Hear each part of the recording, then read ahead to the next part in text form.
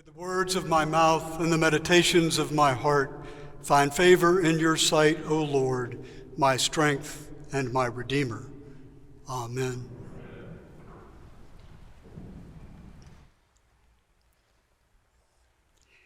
I love to argue. In a prior life, I was once introduced by a friend to someone else who said, "This is George. Now beware, he's in the arguing business."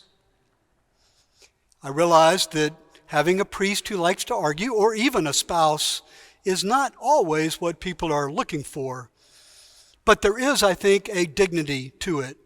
There is a purpose worth pursuing.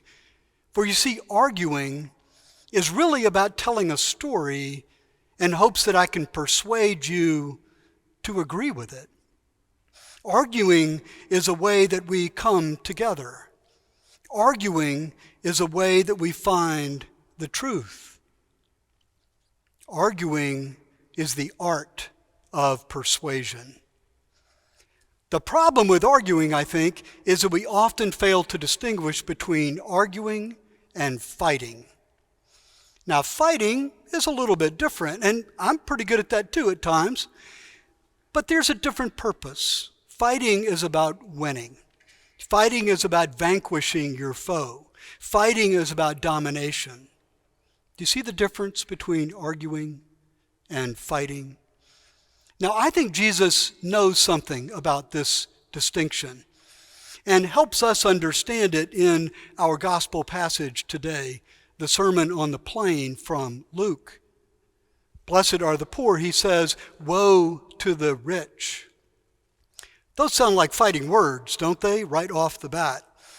But if you think a little about what those words might have meant to the people that were there, you might get a different perspective. You see, poor to that crowd and rich to that crowd are different than we think of those terms.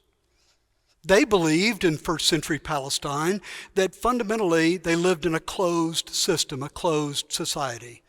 That whatever goods and possessions there were to have, whatever status or power there was to obtain, whatever love there was to receive, was already out there and already with someone. So, the key was simply to keep what you inherited. The distribution had already been made. The poor, then, are those who lack the power to hold on to their inheritance. They can't protect themselves. They are vulnerable. The rich are the ones who are acquiring goods that they don't deserve, gaining possessions that they should not take, getting power that is not theirs to have.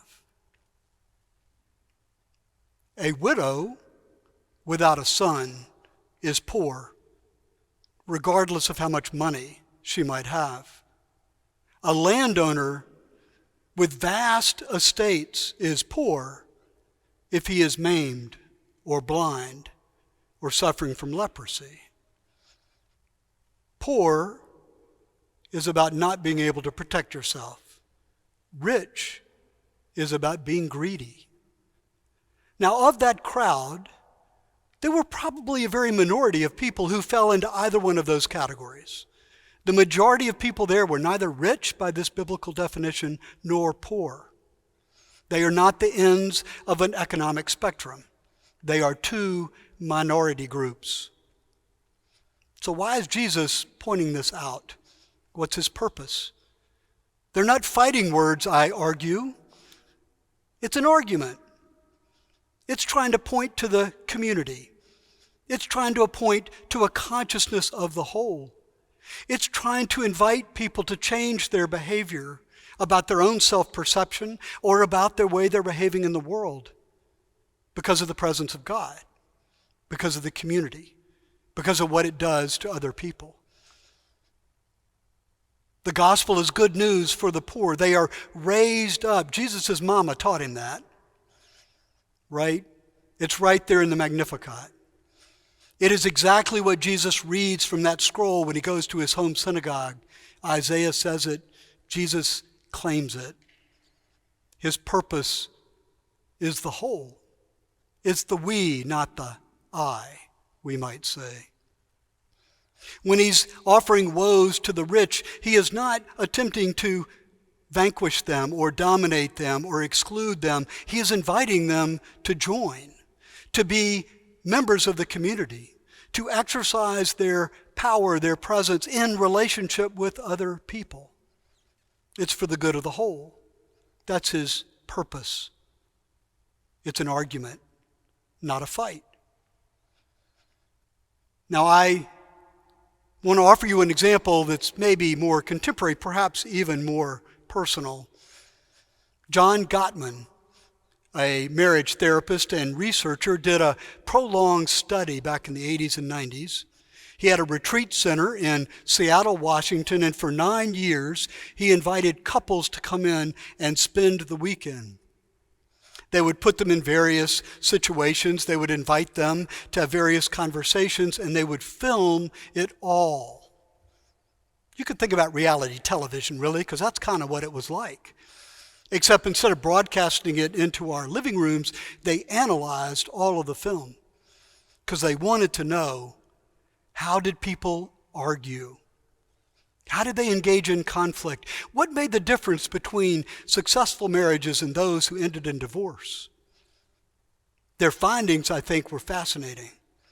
Turns out, successful marriages have just as much argument in them as those that end in divorce. That wasn't the difference. The tone of those conflicts, it could be just as energized in successful marriages as those that ended in divorce. That wasn't the difference. The content? No difference there either, really. There was a lot of similarity in the way these couples engaged in conflict. The difference was that one way or another, the successful marriages used the argument to solve a problem, to better their marriage, to deepen their relationship with each other. And they both knew it, even in the heat of the argument. Whereas the marriages that ended in divorce tended to use that moment to win, to dominate, to vanquish. And they both knew it in the moment. Argument is a way that friends find truth. Fighting is a way that the community fractures. It's its very purpose when you think about it. Now, we are re-engaging here at the cathedral. People are coming back after years of being away, and we've had very different experiences during that time, and we haven't had each other to process all of that. And what I'm experiencing is that we have very different interpretations of what's happened over the last 2 years and why. Very different interpretations of how one leader or another has behaved or led. But we have not had each other to process those experiences. It's time perhaps for a little arguing. And that would not be unusual. That's why we're gathered as a community. We, I hope, know how to argue without fighting. And we do that because we're not conducting our arguments on the terms of the world. Our arguments are not solely conducted on philosophy or political theory or sociology.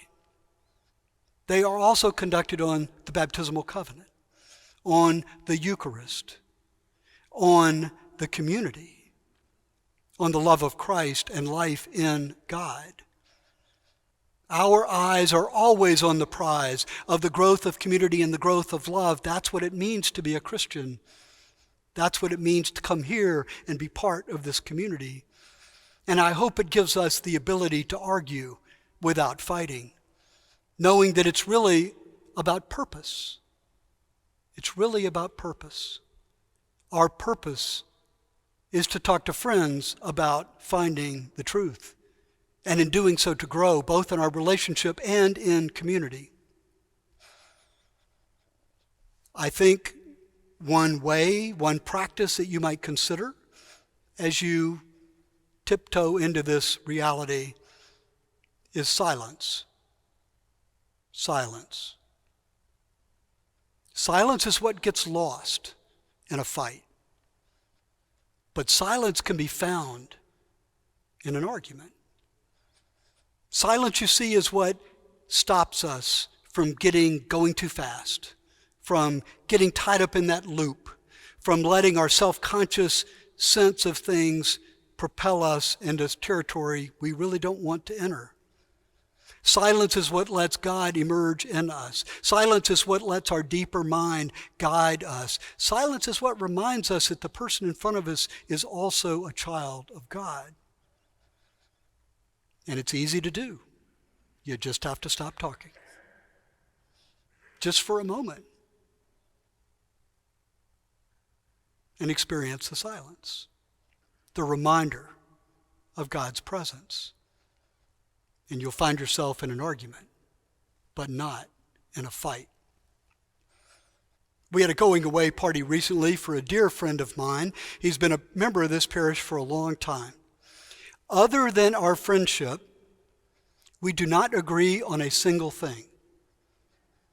Not politics, not sports, and I particularly don't like his choice of basketball teams. As we were toasting him on the night of his going away party, he looked up and with some emotion on his face said, "I am so thankful for this community, for you gathered here. You have changed the way I've thought about things over the years. You really have." And I have to confess, my immediate reaction was, "Yeah, we brought you around." And then I was silent for just a moment. And I thought, I've really changed too. I have really changed the way I see things by your presence, by your arguments, by your story. We have both grown together, hopefully far from the positions we would have occupied had we been left to our own devices, through argument, in friendship. That's where truth comes from, I think. Truth emerges out of argument among friends. And that's good news. Thank God. Amen.